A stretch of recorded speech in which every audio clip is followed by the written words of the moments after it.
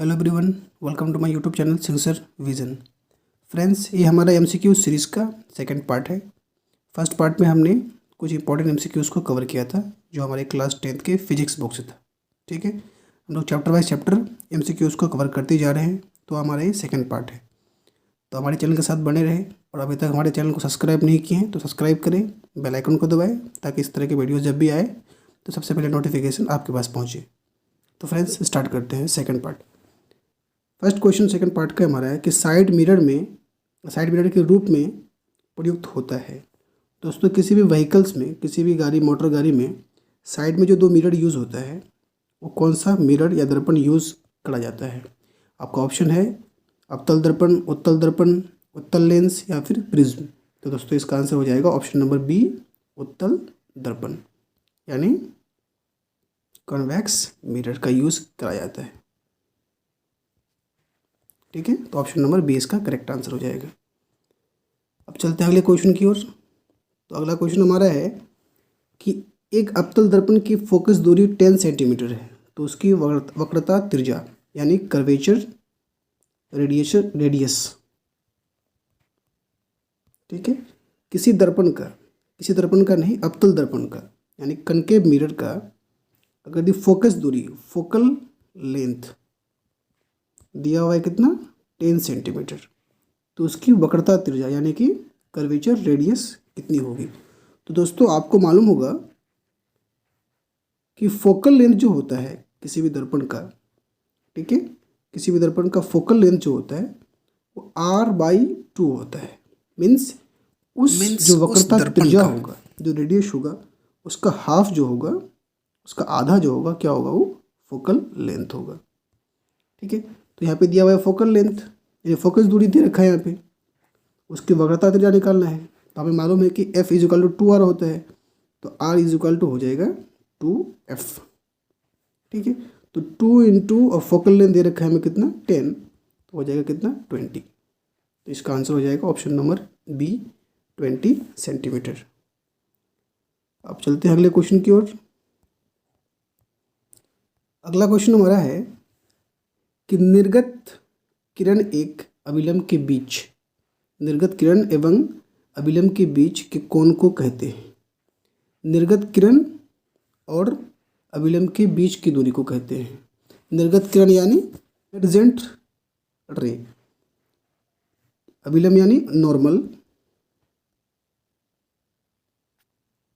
ठीक है, इसके बीच जो कोण बनता है इसको कहते हैं, इसको बोलते हैं दोस्तों, ऑप्शन नंबर सी इसका हो जाएगा निर्गत कोण, निर्गत कोण बोलते हैं इसको। ठीक है, अब चलते हैं अगले क्वेश्चन की ओर। तो अगला क्वेश्चन हमारा है कि सरल सूक्ष्मदर्शी में किसका उपयोग होता है?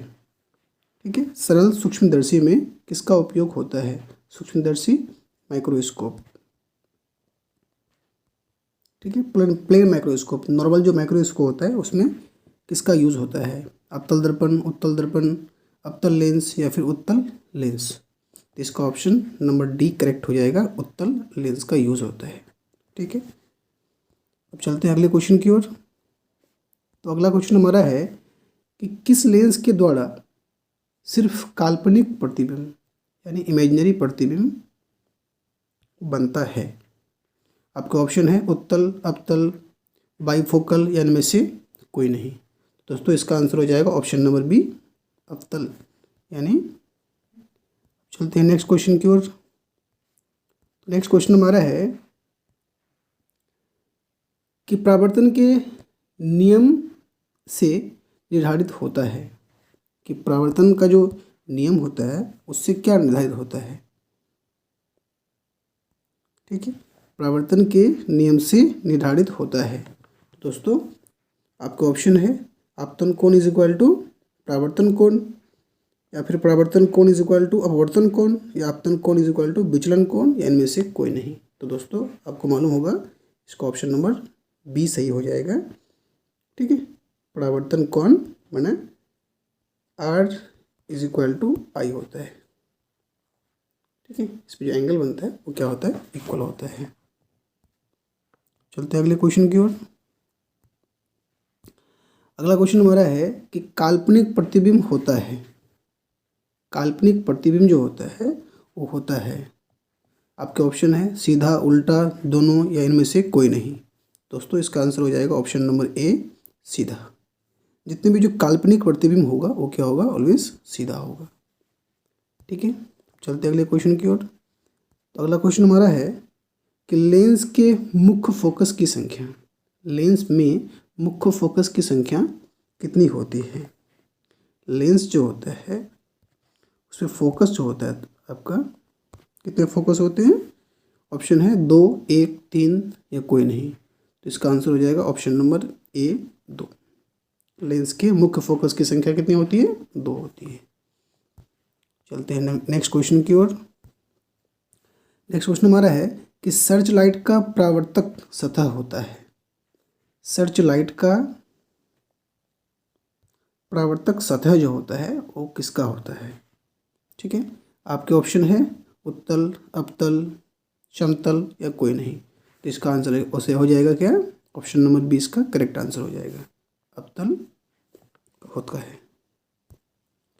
चलते हैं नेक्स्ट क्वेश्चन की ओर कि दाढ़ी बनाने में कौन सा दर्पण प्रयुक्त होता है, शेविंग करने में कौन सा दर्पण का यूज़ करा जाता है, समतल, उत्तल, अपतल या कोई नहीं। तो दोस्तों इसका आंसर हो जाएगा ऑप्शन नंबर सी, अपतल दर्पण का यूज़ होता है दाढ़ी बनाने में।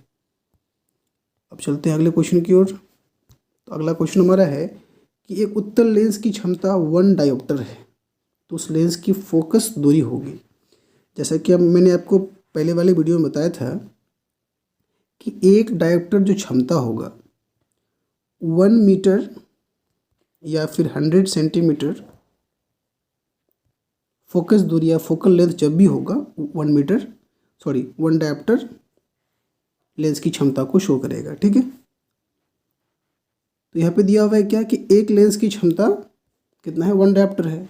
तो ऑब्वियसली अब लेंस यहाँ पे उत्तल है, उत्तल में लेंस का क्या होता है, पॉजिटिव होता है लेंस की क्षमता। तो इसका हो जाएगा option number C, 100 centimeter positive में। ठीक है, अगला क्वेश्चन हमारा है कि एक गोलीय दर्पण तथा किसी पतले गोलीय लेंस की फोकस दूरियां -15 सेंटीमीटर है, तो दर्पण तथा लेंस समतल होगा।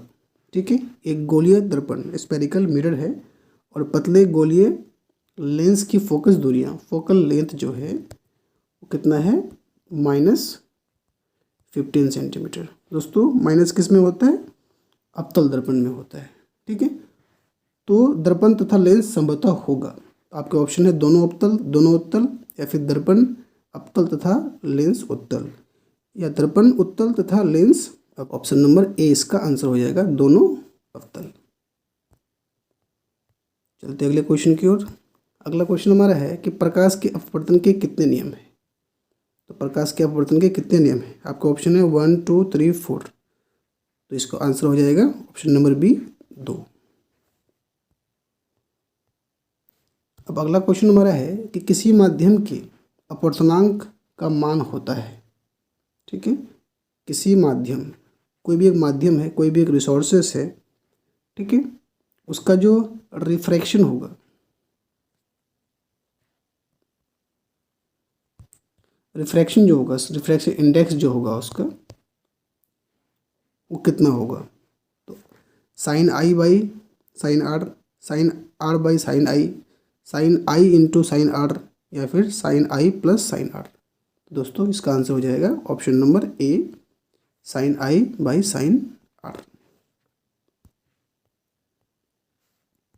अगला क्वेश्चन है, एक उत्तल लेंस होता है, उत्तल लेंस होता है सभी जगह मोटाई समान, या बीच की अपेक्षा किनारों में मोटा, या फिर किनारों की अपेक्षा बीच में मोटा, इनमें से कोई नहीं। तो दोस्तों इसका आंसर हो जाएगा ऑप्शन नंबर सी। उत्तल लेंस जो होता है दोस्तों वो किनारों की अपेक्षा बीच में क्या होता है, मोटा होता है। ठीक है, किनारा इसका पतला होगा और बीच में क्या होगा, इसका मोटा होगा। अब चलते हैं अगले क्वेश्चन की ओर। तो अगला क्वेश्चन हमारा है कि अपतल लेंस का आवर्धन बराबर होता है, आवर्धन माने मैग्नीफाई।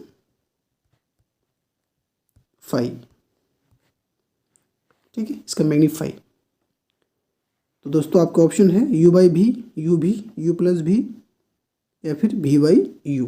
तो दोस्तों इसका आंसर हो जाएगा ऑप्शन नंबर डी, भी बाई यू। आते अगले क्वेश्चन की ओर। अगला क्वेश्चन हमारा है कि गोलीय दर्पण में फोकसांतर एवं वक्रता त्रिज्या के बीच संबंध है। जैसा कि मैंने बताया, जो कर्व ऑफ रेडियस होता है, जो कर्वेचर का जो रेडियस होता है, ठीक है, वो 2f के इक्वल होता है। यानी कि फोकल लेंथ अगर यदि बोले तो फोकल लेंथ होता है r/2 के। रेडियस जितना होगा, सपोज ये रेडियस एक टोटल यहाँ से यहाँ तक रेडियस अगर कितना है 7 है, ठीक है, तो इसका 7/2 जो होगा क्या होगा, इसका फोकल लेंथ होगा।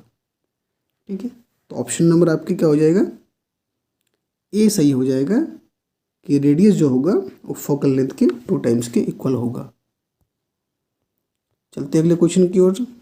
अगला क्वेश्चन हमारा है कि सोलर कुकर में प्रयोग होता है।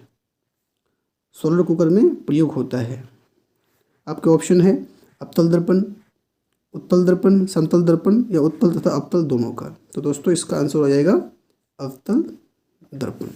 अवतल दर्पण क्या होता है दोस्तों, आपको मालूम होगा, अभिसारी होता है, कन्वर्जिंग होता है, जो सारी रेज को लेके किसी एक फिक्स पॉइंट पे क्या करता है, लेके आता है। ठीक है, इसलिए हम लोग कुकर, सोलर कुकर में किसका यूज़ करते हैं, अवतल दर्पण का। अगला क्वेश्चन है कि उत्तल लेंस में बना प्रतिबिंब होता है। उत्तल लेंस में बना प्रतिबिंब होता है, आपके ऑप्शन है बराबर और सीधा, वास्तविक और उल्टा, वास्तविक और सीधा, इनमें से कोई नहीं। तो दोस्तों इसका आंसर हो जाएगा ऑप्शन नंबर बी, वास्तविक और उल्टा।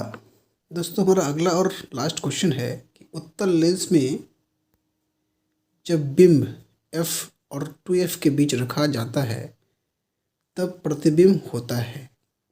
ठीक है दोस्तों, क्वेश्चन बोला है कि जब उत्तल लेंस में किसी ऑब्जेक्ट को, ठीक है, किसी ऑब्जेक्ट को f यानी फोकस और 2f यानी रेडियस के बीच में यदि रखा जाता है तब प्रतिबिंब जो होता है वो कैसा होता है, बड़ा और वास्तविक, छोटा और वास्तविक, छोटा और काल्पनिक, बड़ा और काल्पनिक।